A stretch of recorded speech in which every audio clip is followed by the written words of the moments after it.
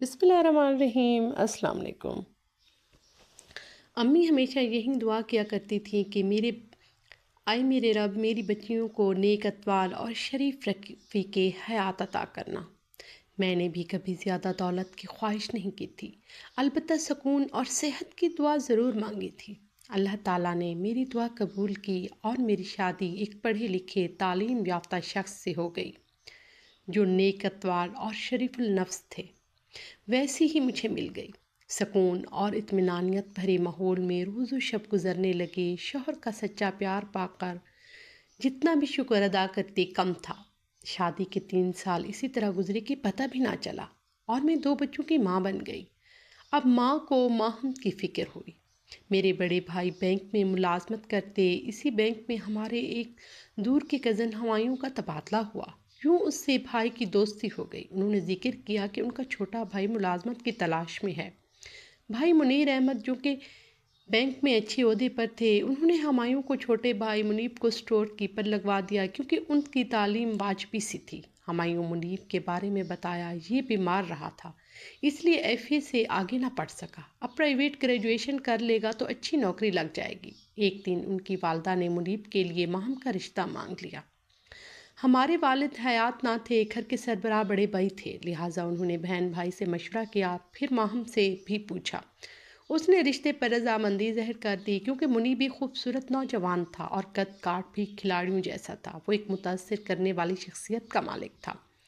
اس میں کوئی خرابی نظر نہیں آ رہی تھی سوائے اس کے کہ کم تعلیم یافتہ تھا۔ سوچا کہ جب گریجویشن کر لے گا تو بھائی اسے بینک میں اچھی پوسٹ پر لگوا دیں گے۔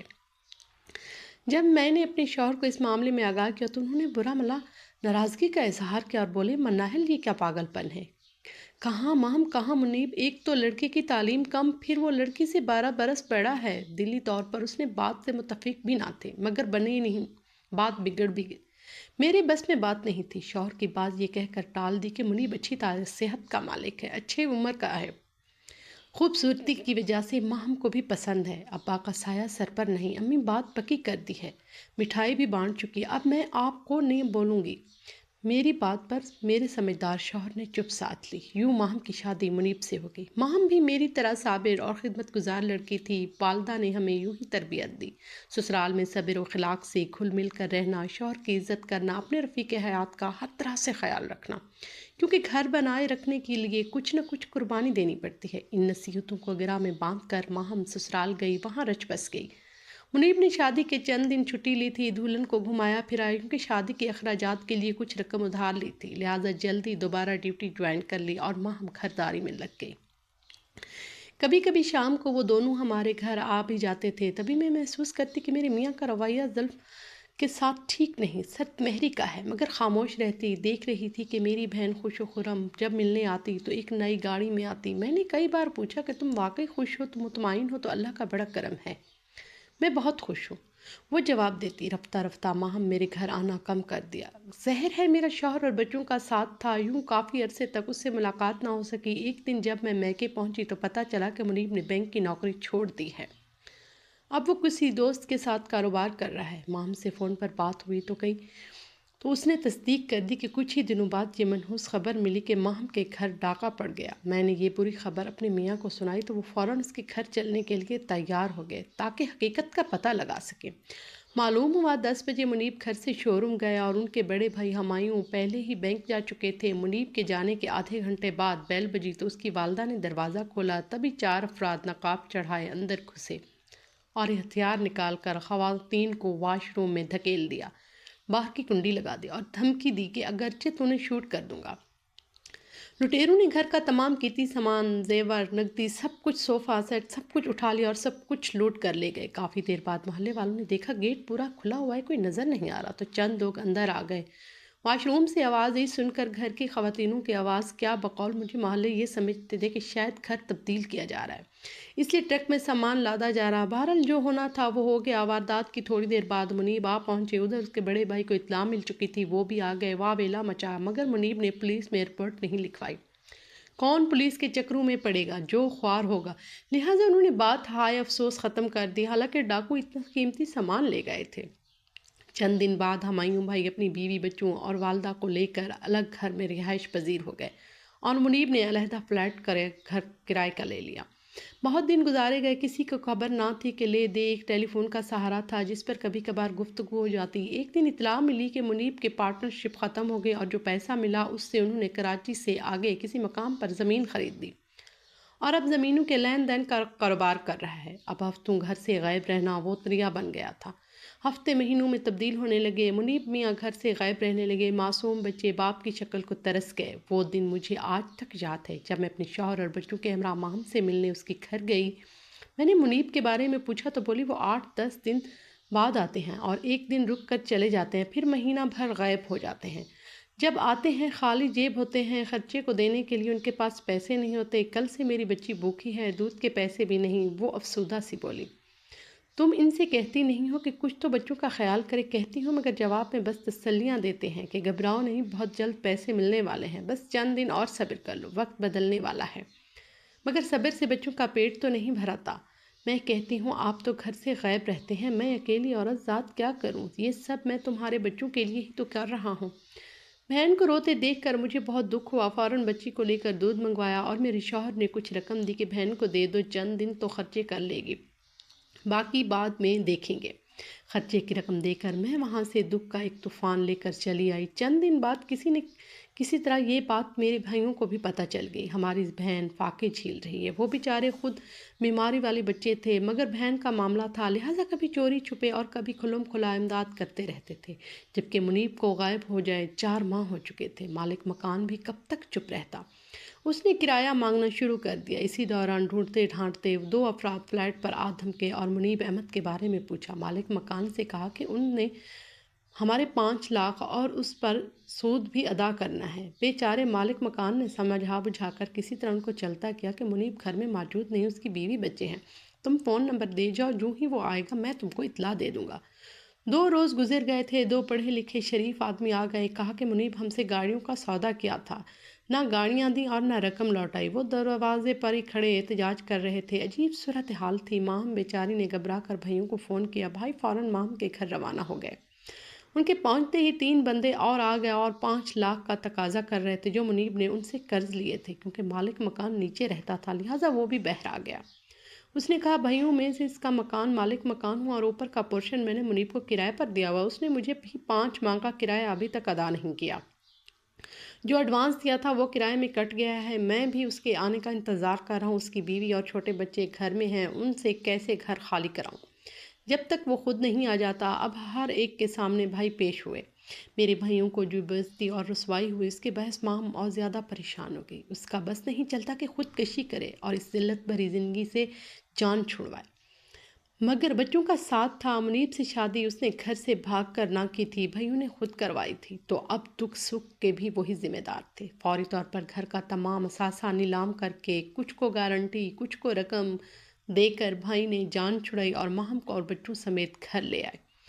میرے بھائیوں نے اس کے جیٹھ ہمایوں سے رابطہ کیا تو ان کی والدہ سے بھی بات کی۔ ہمایوں بولے ہمارے لیے تو منیب میاں اسی دن مر گئے تھے جس دن وہ بینک کا قرضہ لے کر نوکری سے بھاگے تھے۔ نہ جانے کس طرح سے میں نے وہ قرضہ ادا کر کے اپنی نوکری بچائی ہے۔ 5 ماہ بعد ایک روز اچانک منیب آوارہ ہوئے۔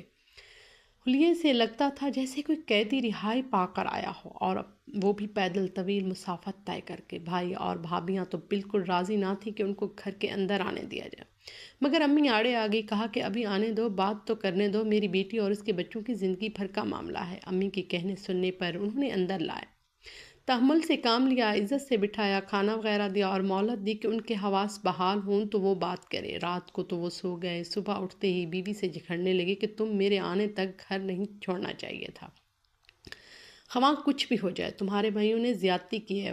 میرا وہ تمام ایک پورٹ شدہ سامان تھا جس کو تمام بھائیوں نے اونے پونے بیچ دیا۔ پھر چند کاغذات نکال کر دکھائے کہ یہ دیکھو، میں نے فیکٹری کے لیے زمین خریدی ہے، کاروبار میں منافع بھی ہوتا اور خسارہ بھی، ہمت کرنے سے انسان پھر سے گر کر سنبھل جاتا ہے۔ میں نے قرضہ لیا تھا، مجھے ہی اتارنا تھا، تمہارے بھائیوں نے کیوں ایسی عجلت دکھائی اور میرا تم کو اٹھا کر اپنے گھر لے آئے۔ اسی طرح بغیر ناشتے کے گھر سے چلے گئے۔ ماہم نے بھائیوں کو شوہر کا احوال کہا تو مجھے اب تک ان کی باتوں کا یقین نہیں آ رہا۔ بھائیوں نے بھی کہا کہ یہ شخص جھوٹا ہے، لوگوں کے ساتھ بھی فراڈ کیا اور اب چھپتا پھر رہا ہے۔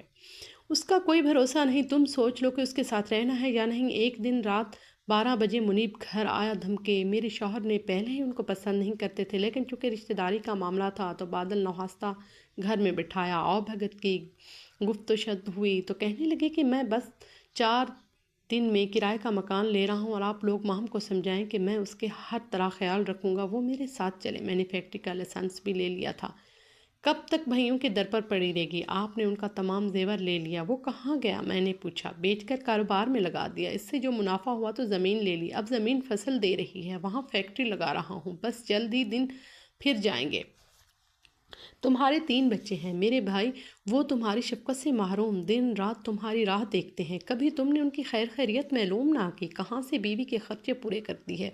بچے ابھی اسکول نہیں جاتے، بیوی دال دلیے کے لیے کس کس کا منہ دیکھتی ہے؟ یہ رشتہ داروں کی مرضی، دیں یا نہ دیں۔ جہیز میں بھائیوں نے جائیداد کے حصے میں 2 دکانیں ماہم کو دیں اور کرایہ آ گیا۔ انہوں نے تو ضرورت کے وقت تم سر بیٹھ کر روزی روٹی پوری کر لوں گی، کسی کا محتاج نہ رہوں۔ وہ دکانیں تو تم نے بلا بالا بیچ دیں، بیوی کا سارا زیور بیچ دیا، کاروبار تمہارا نہیں رہا۔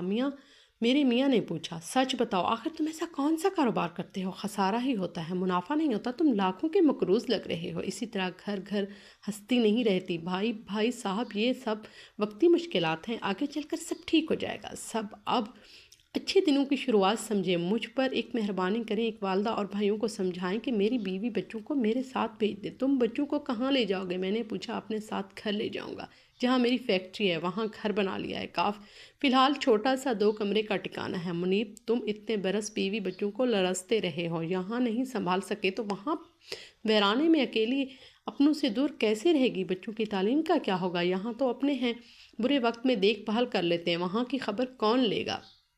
یہاں شہر میں کوئی گھر سیٹ کر لو، ہم خود ماہم اور بچوں کو تمہارے گھر لے آئیں گے۔ وہ کہنے لگے، ٹھیک ہے، میں گھر لے لیتا ہوں، ہفتہ بھر لگے گا اسے شفٹ کرنے میں، تبھی آ کر لے جاؤں گا، لیکن آپ اپنا وعدے پر قائم رہے گا۔ باتوں باتوں میں رات کے 2 بج گئے تو میرے میاں نے کہا، ان کو گیسٹ روم میں سلا دو، اب اتنی رات گئے کدھر جائے گا؟ صبح میں نے ناشتہ دیا، وہ جاتے جاتے یقین دہانی کرا گیا کہ بس 3-4 روز میں ہی آ رہا ہوں بیوی بچوں کو لینے۔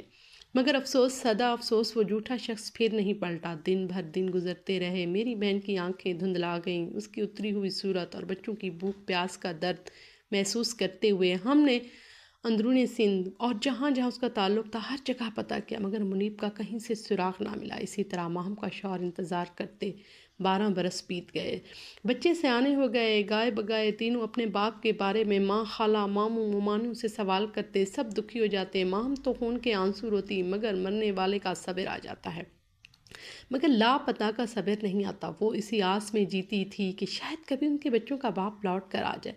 وقت اچھا ہوا برا ہو گزرتا رہا، ماہم کے خرچے بھائیوں نے اٹھائے، بچوں کے جوں توں پل کے جوان ہو گئے۔ بڑا جنید ہونہار نکلا، اس نے ٹاپ کیا اور اسکالرشپ پر برطانیہ میں اعلیٰ تعلیم حاصل کرنے کے لیے چلا گیا۔ میرے بھائی خوشحال تھے، ماہم کا ساتھ دیتے رہے۔ تعلیم مکمل کرنے کے بعد جنید کو برطانیہ میں ہی اچھی جاب مل گئی۔ 6 سال بعد جب وہ قبل ہوا تو اس کی ماں کو وزٹ ویزے پر بلوایا، اس کے ماہم بیٹے سے ملنے لندن چلی گئی۔ ایک روز وہ جنید کے ساتھ کسی شاپنگ مال میں گئی، وہاں منیب کو دیکھ کر حیران رہ گئی۔ وہ اپنے 2 بچوں اور انگریز بیوی کے ساتھ شاپنگ کر رہا تھا۔ منیب نے بھی اسے دیکھا اور نظریں چرا لیں۔ میری بہن ایک آنکھوں سے آنسو بہنے لگے، اس نے بھی شوہر سے منہ پھیر لیا۔ تبھی جنید کی نظر ماں کی بھیگی پلکوں پر پڑی، پوچھا، کیوں رو رہی ہو؟ تب میں نے اس کو کوئی بہانہ بنا دیا۔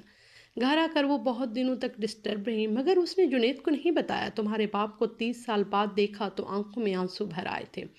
جنید کو باپ سے ملا کر اس کے دل پر آگرہ کرتی، البتہ یہ اچھا ہوا کہ اسے دیکھ لیا۔ پرسوں کی آس تو ٹوٹی، آس تو بھی سانس لینا محال تھا۔ اب ایک بار ماتم کر کے صبر تو آ گیا۔ بچوں کو نہیں بتایا کہ تمہارا باپ زندہ ہے اور اپنی زندگی جی رہا ہے، کیونکہ منیب کی زندگی میں ان بچوں کی جگہ نہ تھی۔